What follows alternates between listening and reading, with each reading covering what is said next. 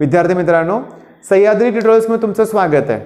आज 17 ऑगस्ट आहे आणि आज आपण यश आराधेनं मॅथ्सची फुल टेस्ट अरेंज केलेली आहे. ओके, खूप इम्पॉर्टंट आहे, खूप महत्त्वाचं आहे की मॅथ्सचा पेपर तुम्हाला 1.5 तासात कव्हर करायचा आहे. ओके, त्याच्याबद्दल मी बोलेन, पण आता मला काय म्हणायचं आहे की तुम्ही 8 वाजता हा स्ट्रॅटेजीचा व्हिडिओ बघताय, टेस्टला अजून वेळ आहे. माझी इच्छा आहे की हे जे टॉपिक आहेत, matrices, 3D line plane, application of derivative, area under curve म्हणजे application of integration, conic section, sequence and series, याची एक क्विक रिव्हिजन करा. का सांगू का? मॅट्रायसिसमध्ये सगळे शॉर्टकट्स आपल्याला इम्प्लिमेंट करायचे. 3D लाईन प्लेन फॉर्म्युल्याशिवाय जमणार नाही आहे. Area under curve once again पुन्हा शॉर्टकट्स आहेत, लक्षात घ्या. कोनिक सेक्शन सिंपल फॉर्म्युला येणार आहे, पण फॉर्म्युले तर केले पाहिजेत ना. आता एक लक्षात घ्या, बाकीचे टॉपिक पण इक्वली इम्पॉर्टंट जरी असले तरी मला असं वाटतंय, कॉन्फिडन्स आहे मला की तुम्हाला डेरिव्हेटिव्ह इंटिग्रेशन जमतंय. ओके, त्याची प्रॅक्टिस आत्ता करत बसला ना आज, तर होणार आहे का सांगा? नाही आहे. म्हणजे पहिली गोष्ट हे टॉपिक करा. डिस्क्रिप्शनमध्ये तुम्हाला लिंक मिळेल, शॉर्ट व्हिडिओ आहेत, तुम्ही बघाच. आणि टेस्टला वेळ असतो दिवसभर. आता 1.5 तासाचा प्रश्न उरतोय ना, तर 1.5 तासात आपण एकदा तुम्हाला स्ट्रॅटेजी दिली, मी परत रिपीट करतोय आणि तीच फॉलो करा.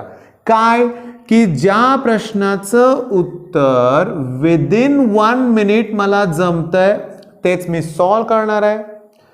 मला जमतंय पण मला 2 मिनिटं लागतील असं वाटतंय, किंवा 3 मिनिटं, किंवा थोडंसं थिंकिंग करावं लागतंय, असे क्वेश्चन डायरेक्टली स्किप करा, नंतर सोडवा. ठीक आहे, तुम्ही ऑब्झर्व करा बाळांनो की बेस्ट स्ट्रॅटेजी आहे. म्हणजे काय बघा की मी स्टार्ट केलंय. ओके, मी तुम्हाला सांगतो, मी अगोदर पण बोललो होतो, थोडंसं मिनिटात इकडे तिकडे होईल. म्हणजे त्यावेळेस मी काय सांगितलेलं आत्ताच सांगतो काय ते बघा, की पहिल्या 25 मिनिटातच मला की नाही 40व्या क्वेश्चन पर्यंत पोहोचायचंच आहे. त्यातले बरेचसे क्वेश्चन साहजिक आहे मी काय केले असणार आहेत, स्किप केले असणार आहेत. ओके, माझ्याकडे 90 मिनिटं वेळ आहे आणि 25 मिनिटातच म्हणजे तर उरले किती रे, 65 मिनिट्स, म्हणजे ऑलमोस्ट 1 तास उरतोय जवळपास. तेव्हा मॅडम फक्त 10 क्वेश्चन्स बघायचे अजून राहिलेत. मी नेक्स्ट 10 मिनिट्समध्ये म्हणजे ऑलमोस्ट 35 मिनिट्समध्ये माझे सगळेच क्वेश्चन ओव्हरलुक करून होतील, त्यातले मॅक्सिमम सॉल्व केले असणार आहेत. 35 क्वेश्चनमध्ये नाही म्हणलं तरी क्लोज टू 30 किंवा 25 क्वेश्चन्स माझे सॉल्व असणार आहेत. म्हणजे ते एक 50% क्वेश्चन अटेम्प्ट केल्याचं समाधान असणार आहे.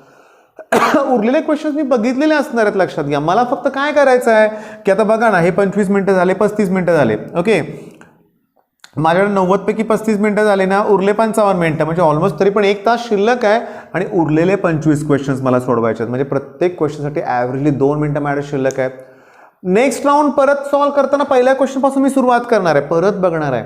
तिथं सुद्धा येत नाही तर ते आपल्याला जमणारच नाहीत, पण जे येत आहेत आणि अजून टाइम कन्झ्युमिंग आहेत ना, परत स्किप करणार आहेत. त्यातल्या त्यात 1.5-2 मिनिटात होणारे क्वेश्चन मी अटेम्प्ट करेन. म्हणजे होणार काय, ही स्ट्रॅटेजी फॉलो केली ना की ही प्रत्येक ठिकाणीच आपल्याला स्ट्रॅटेजी फॉलो करायची. इवन फिजिक्स केमिस्ट्रीमध्ये सुद्धा स्किप करायचे क्वेश्चन्स. ओके, मग आता मित्रांनो, बाकीचा कुठलाच विषयावर मी बोललेलो नाही आहे बरं का. म्हणजे सांगतो आता 2 मिनिटं बोलतो आता बरं का, कारण बऱ्याच मुलांनी मला ना एकच व्हिडिओ शेअर करतात मुलं. कोणता की अमेरिकेत भरपूर मुलं पॉझिटिव्ह आहेत. ओके, एक लक्षात घ्या की अमेरिकेत प्रचंड प्रमाणावर टेस्ट घेतल्या जात आहेत, प्रचंड प्रमाणावर, त्यामुळे त्यांचे पॉझिटिव्हचे रिपोर्ट्स जास्त आहेत. पाकिस्तानचं एक्झाम्पल घ्या, किती पेशंट कमी आहेत ना तिथं. का लॉकडाऊन होतं का? नाही आहे. पेशंट इतके कमी का? अरे टेस्टच होत नाही तिथं. आलं का ध्यानात काय तुमच्या? त्यामुळे त्याच्याशी आपल्याला कम्पेअर करू नका. ओके, आणि जेही नीट पोस्टपॉन होणार आहे याचा पण आपण विचार करायचा नाही आहे. जे होईल ते होईल म्हणूया आपण, एका वेळेस म्हणूया आपण. म्हणजे जेव्हा गव्हर्नमेंट डिक्लेअर करेल तेव्हा ह्या गोष्टी होऊन जातील म्हणूया आपण. मग आपल्या पुढचं टार्गेट काय? फक्त स्टडी करायचं आपल्याला. ओके, आता सांगतो, नरसिंहोची इन्स्टिट्यूट तुम्हाला माहिती आहे.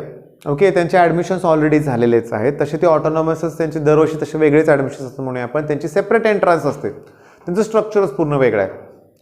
त्यांचे फर्स्ट सेमिस्टर स्टार्ट पण होईल म्हणूया काही दिवसांनी म्हणूया आपण. मेन मला तुमच्याशी शेअर काय करायचं आहे बघा, एरिया अंडर कर्व त्यांच्या सिलेबसमधला इम्पॉर्टंट पॉईंट आहे. ओके, पण त्यात व्हॉल्यूम पण ॲड होतोय. रिव्हॉल्व झाला ना ऑब्जेक्ट की व्हॉल्यूम फाइंड आउट करायचा असतो, तो एक पॉईंट ॲड होतोय.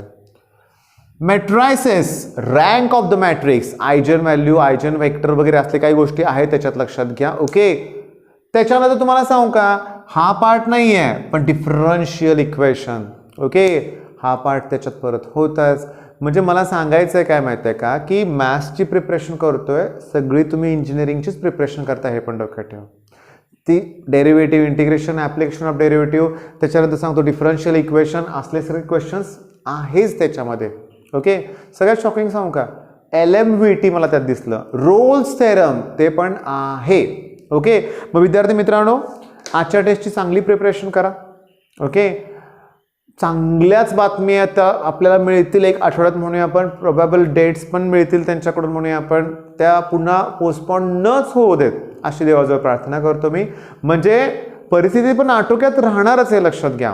ओके, अशीच आपण अपेक्षा करूया. लवकरच आता ना गणपतीचं आगमन होतंय, तो एक किती आनंदाचा दिवस असतो रे म्हणूया आपण, किंवा तो आठवडा इतका खुश असतो ना आपण. मुलं तर एवढी खुश असतात, तुम्हाला सांगू का, की ते गणपती मंडळ वर्गणी गोळा करायला केवढा उत्साह असतो मुलांचा. ओके, आता लक्ष द्या, यावर्षी नाही आहे तसं काय, खूप स्ट्रिक्ट रूल्स आहेत, खूप कडक नियम आहेत गव्हर्नमेंटचे, की 5च लोक पाहिजेत आरतीला वगैरे. सगळं ठीक आहे, मान्य करायचं आहे आपल्याला, सपोर्ट आपल्याला पण गव्हर्नमेंटला द्यायचंच आहे म्हणूया आपण, पण थोडं तरी उत्साहावर पाणी पडतं म्हणतो ना आपण, तसं होतंय. पण आपण घरगुती मानवू शकतो ना, आपण घरातल्या घरात डेकोरेशन करू शकतो आपण, लक्षात घ्या. आणि कराच, ठीक आहे, तो आनंद एक वेगळाच असतो. ठीक आहे, मग चला टेस्टची तयारी करा. बेस्ट ऑफ लक, धन्यवाद.